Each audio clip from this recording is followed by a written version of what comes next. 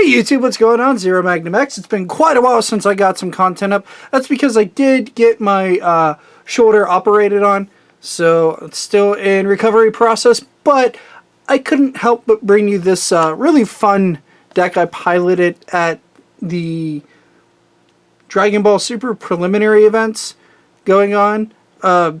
Unfortunately, we only managed a 2-2 finish. However, in one game, it was due to my misplay, because for some reason, my brain just went, oh, swap means evolve. He attacked with his Path to Greatness, so he can't go into Victory Strike. Duh! In my hand, I had two Mafuba and a Crusher Ball. There's no and open energy to play all of it. So there's no way my opponent could have stopped both. Because he even said he didn't have the Crusher or the Battering Laser to begin with. And the second reason is because my wonderful fiancée Kitmits89 forgot to unsideboard a very important card in the matchup that led to her victory. And then in the second game she said, oh, this is good in the first game, I'm going to keep it in the second game. Obviously, because it was one of the sideboard cards. And that mishap happened, so thus she's still on veggies, in case anybody's wondering.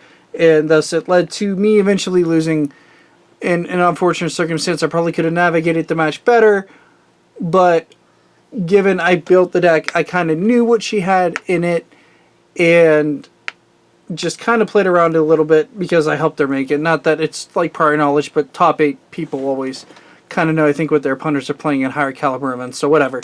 The issue is that that card at that moment is what stopped me from getting any advantage or headway, because it banished a Kami that was just sitting there to stop plays, to stop Swarm, and she's like, I'm going to play this, get rid of that, and double strike you. And I was like, cool, I can't do anything about it.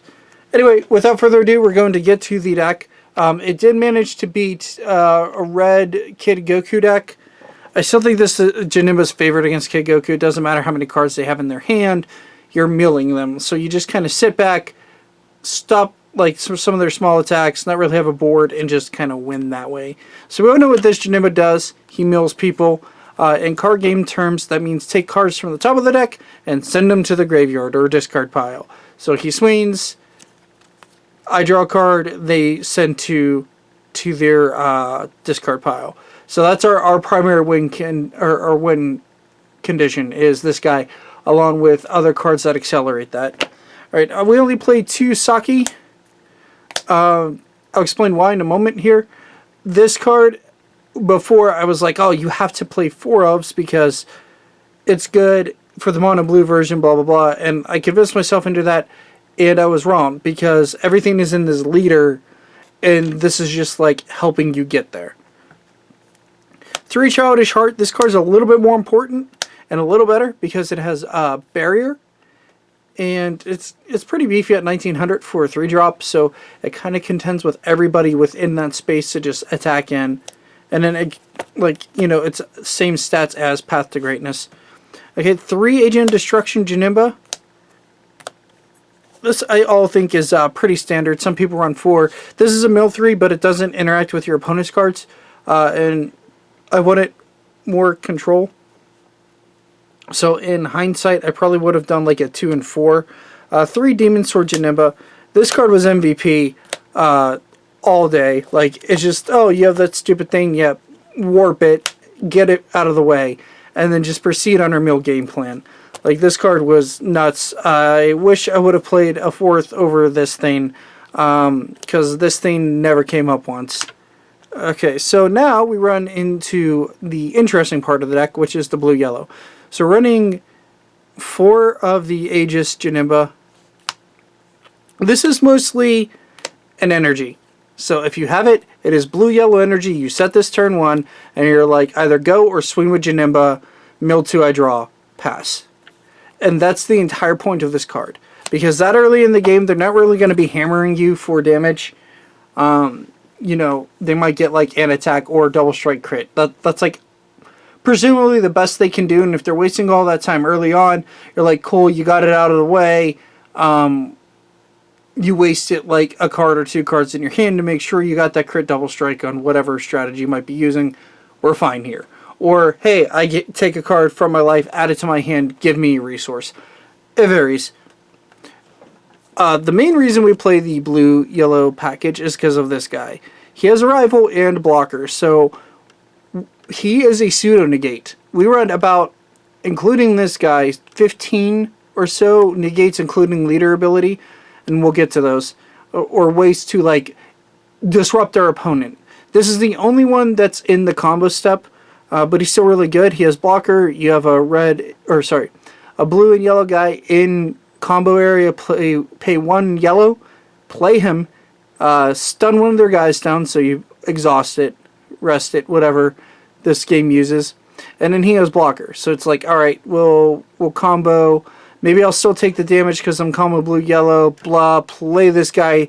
That guy gets rest it, and then now I have a blocker to disrupt your other plays. Kind of making sure you stay in control of the match.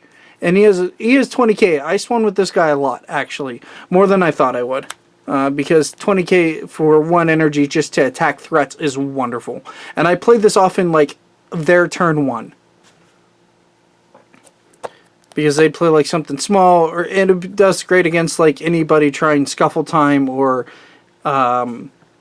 any of like the red trunks that they just play their red trunks or the Kaba attack. You're like, nope, nope, nope, and then just beat over their Kaba or whatever and get rid of their evolved targets, or more so trunks in that case. 3 of this guy, I really want to play 4.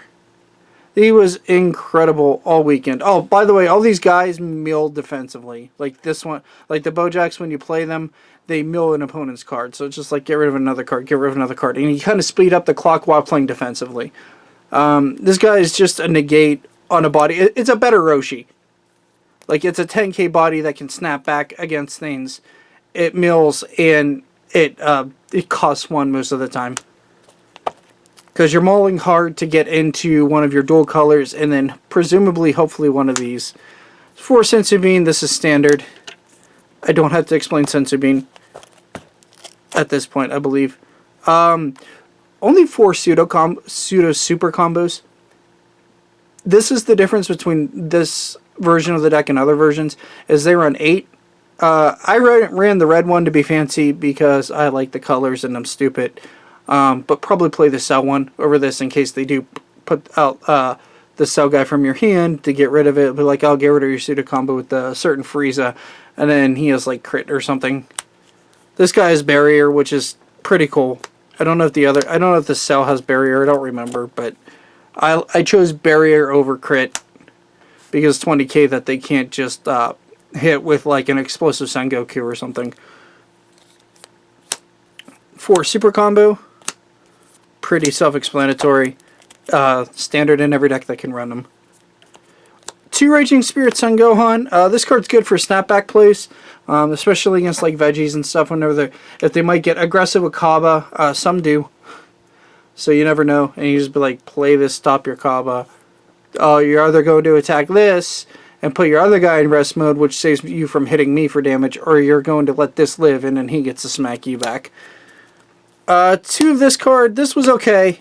It's mostly there for a draw card. I'm 50-50 on it. The extra 20k was nice if I needed to punch over like a battle unit with Janemba, but outside of that, that's the best this card did. 4 Dimension Magic, self-explanatory for mono blue decks. Recover 2 energy. It's a better Whis Coercion. Okay, so now here's where we play a little differently. 3 Mafuba. Funny enough, versus a Hide and Mastery deck, Game 1, I saw none of these.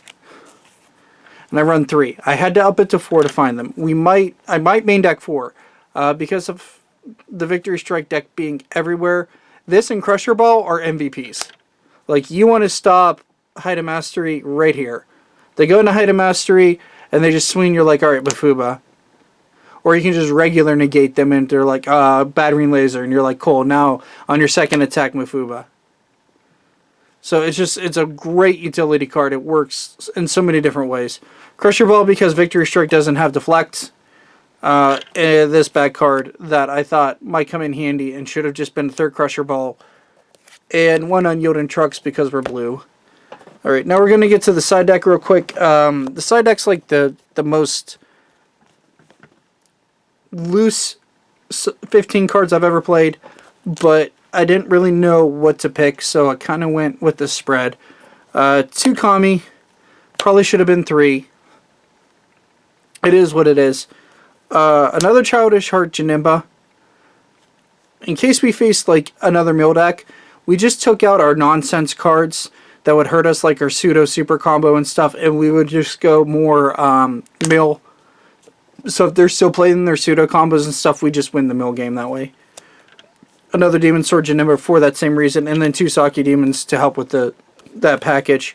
Those also came in versus the Haida Mastery deck because it was Frieza, so this just helped us out that much more. Trunks, because he's good. I never sided him in once. And the matchups I think he's good on is the mirror match, because you get to recycle some of these guys and Janembas and stuff, so you get more Janembas.